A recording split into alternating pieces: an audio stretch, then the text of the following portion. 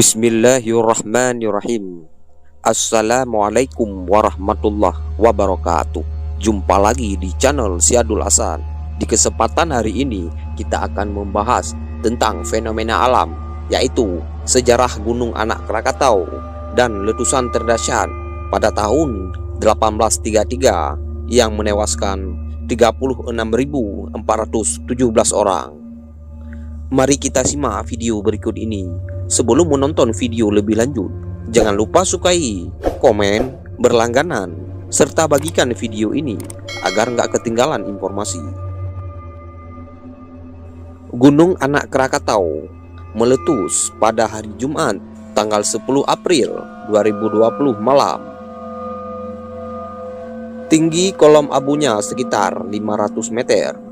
Gunung Anak Krakatau dikenal dunia sejak letusan terbesarnya pada 1883. Letusan itu merupakan yang terkuat dalam sejarah dengan level 6 skala Volcanic Explosivity Index. Letusan itu hanya kalah dari letusan skala 7 Gunung Tambora pada 1815 dan letusan skala 8 Gunung Toba di Sumatera Utara 74.000 pada 2017. Letusan Krakatau disebut berkekuatan 21.574 kali daya ledak bom atom meleburkan Hiroshima. Selain melenyapkan Pulau Krakatau, letusan itu menghancurkan kehidupan di pesisir Banten dan Lampung. Kengeriannya dilukiskan catatan pribumi seperti syair Lampung Karam yang dituliskan Muhammad Saleh dan catatan kolonial. Letusan itu terjadi pada 27 Agustus pukul 10.52 pagi. Letusannya terdengar hingga Singapura dan Australia. Sedikitnya 36.417 orang meninggal dan hilang terseret gelombang atau tertimbun bahan letusan yang dimuntahkan gunung tersebut. Letusan gunung api yang dahsyat itu merupakan puncak dari rangkaian ledakan yang terjadi sejak 20 Mei 1833. Ketika itu, Anak Krakatau meletus dengan memuntahkan abu gunung api dan uap air yang dilontarkan ke udara setinggi 11 km dari kawah perbuatan. Suara ledakannya saat itu terdengar hingga 200 km. Intensitas bertambah pada tanggal 26 Agustus dan mencapai puncaknya pada Senin 27 Agustus. Saat 27 Agustus itu, batu dan abu halus dihembuskan ke angkasa. Tingginya mencapai 70 sampai dengan 80 km. Itu mengakibatkan gangguan cuaca dunia beberapa tahun kemudian. Sinar matahari tidak mampu menembus abu gunung api yang terlontar ketika itu, sehingga bagian selatan Pulau Sumatera dan Jawa menjadi gelap gulita. Endapannya menutup daerah seluas 827.000 km persegi.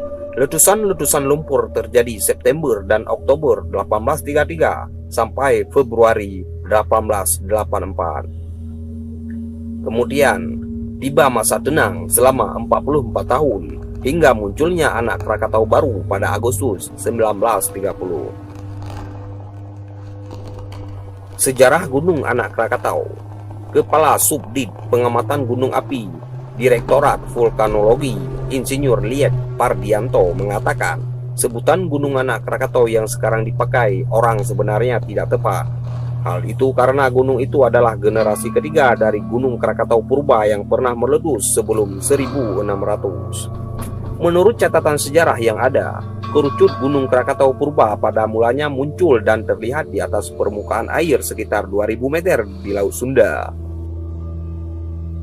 Kerucut gunung itu pada saat itu diperkirakan terdiri atas endesit, tridimit, basal, dan abu gunung api yang berwarna hitam. Ada kawah aktifnya dan suatu saat bisa meletus dengan dahsyat. Diperkirakan sebelum abad ke-18. Pada waktu itu letusannya sampai menimbulkan kaldera. Sisa letusannya ketika itu 3 pulau kecil di batas kaldera, yaitu Pulau Krakatau atau Rakata, Pulau Sertung, dan Pulau Panjang. Dengan demikian, berakhirlah siklus pertama Gunung Krakatau purba itu. Siklus keduanya dimulai dengan keaktifan Pulau Rakata yang mengeluarkan lelehan lava diselilingi dengan letusan batuan bersifat basal. Dalam prosesnya kemudian Pulau Gunung Rakata, Danan, dan Perbuatan menjadi satu pulau gunung api yang berukuran 9 kali 5 km dan mempunyai kerucut. Gunung Anak Krakatau inilah yang kemudian meletus pada 1833 dan menimbulkan korban 36 ribuan jiwa. Kerucutnya juga ikut hancur saat itu. Demikian sekilas informasi. Wassalamualaikum warahmatullahi wabarakatuh.